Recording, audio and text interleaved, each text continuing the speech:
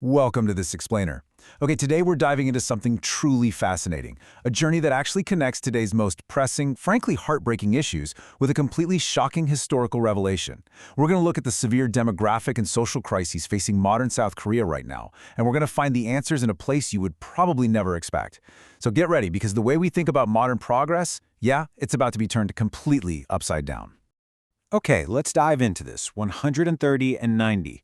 On the surface, they're just numbers, but they actually represent a massive, paradigm-shifting gap in how society treats its most vulnerable workers.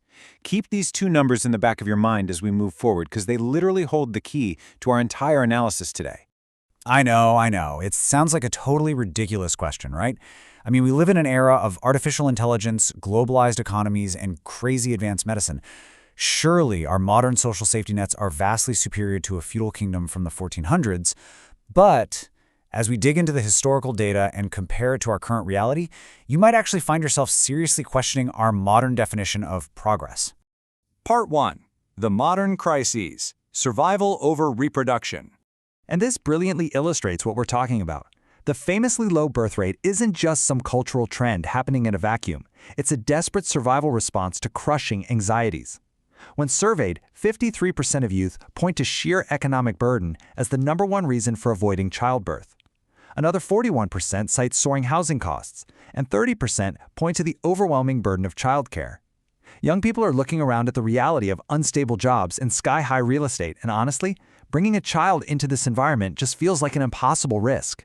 But wait, it's not just the youth feeling abandoned here. It's also the very people who are sworn to protect us.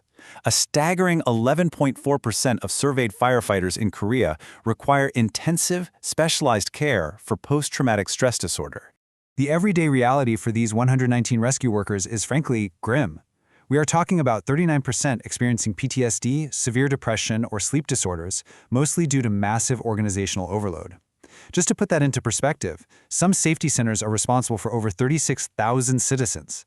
That is a massive ratio. These frontline heroes are burning out from horrific scenes, violence, and trauma without dedicated healing centers to actually help them recover. So whether it's young couples too terrified of poverty to have kids, or frontline heroes burning out from trauma, the root issue is exactly the same.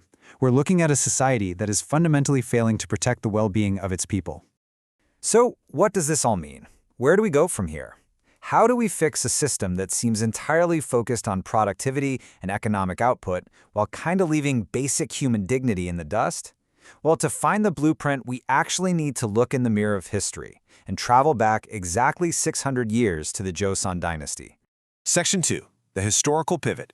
King Sejong's Radical Empathy. Now, what's really interesting about this is that it's exactly where those numbers from earlier come back into play.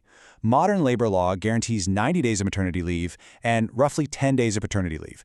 And let's be real, that's often hard to even use without facing stigma at a lot of companies. But way back in the year 1434, King Sejong granted female government slaves, literally the absolute lowest social class in a very strict feudal society, 130 days of maternity leave, and their husbands got 30 days of paternity leave. Think about that for a second. A 15th century slave had vastly more legally protected time to bond with her newborn than a 21st century corporate worker. No way, right? The crazy thing is, Sejong didn't just wake up and randomly decree this. He was essentially practicing data-driven governance. Initially, before 1426, slaves only got 7 days off. But Sejong looked at the data and noticed tragically high infant and maternal mortality rates. Why? Because these mothers were being forced back into exhausting labor immediately after giving birth. So he adapted. In 1426, he bumped it up to 100 days post-birth. Then, realizing that still wasn't enough, he added 30 days pre-birth in 1430. Finally, in 1434, understanding that a recovering mother needs support at home, he instituted what is essentially the world's first known paternity leave, giving husbands 30 days off to care for their wives. He analyzed the problem, iterated, and perfected that safety net. Now you might be wondering, did the elites just sit back and accept this? Oh, definitely not. Just like today, there was major pushback. The nobles and bureaucrats complained bitterly, arguing it was a massive waste of labor. They were basically asking, why are you giving such excessive benefits to lowly slaves that even we don't get? King Sejong's response was an absolute legendary clapback. He looked right at them and asked, "Do you not have many people in your house to care for your wife?" He recognized their immense privilege and fiercely defended the rights of the vulnerable, who literally had no one else to rely on. Which brings us to his core philosophy, beautifully summarized in this quote from 1444. Slaves, though lowly, are also heaven's people. This is the foundational concept of ahemen, a profound, deep love for the people. Sejong fundamentally believed that human dignity and the sanctity of life must always, without exception, take precedence over economic output and state labor requirements. And this empathy, it wasn't just limited to childbirth. He built a truly holistic welfare state. Blind musicians were actually given respected official government jobs to ensure they had economic independence. The severely disabled were entirely exempted from forced labor, and the state actively stepped in to assign caregivers to the elderly and the vulnerable. Under his rule, no one was considered disposable. Section 3. Convergence. Applying Amen today. Let's move on and see how this builds into our current world, because when we look at the solutions proposed by modern experts in our sources, they perfectly mirror Sejong's foundational blueprint. To solve the birth rate crisis, we don't just need small one-off cash handouts. Actually, scratch that. Cash alone won't fix it at all. We need to provide stable housing and radically reduce economic anxiety, so youth actually feel safe enough to start families. We need guaranteed, legally enforced, totally stigma-free parental leave for both men and women. For our firefighters, we urgently need to build dedicated national trauma centers to heal their hidden wounds. Basically, we need a massive cultural shift, a shift that values human life and necessary recovery time over pure, relentless productivity.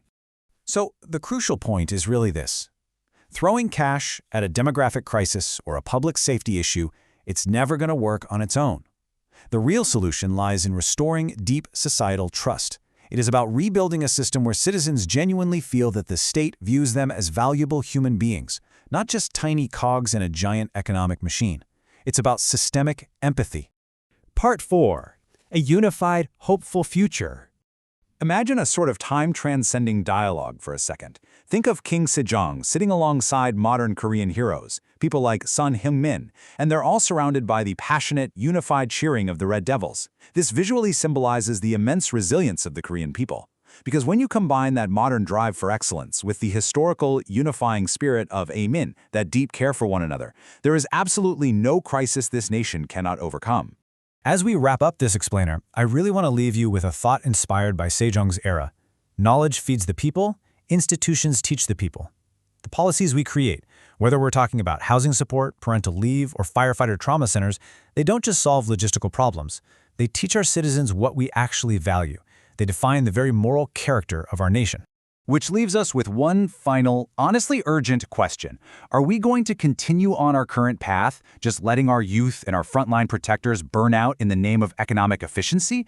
Or will we look 600 years into the past, find our courage, and finally build a society where every single citizen is treated as heaven's people?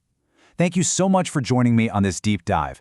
Take this knowledge, share it around, and let's start demanding a more empathetic future together.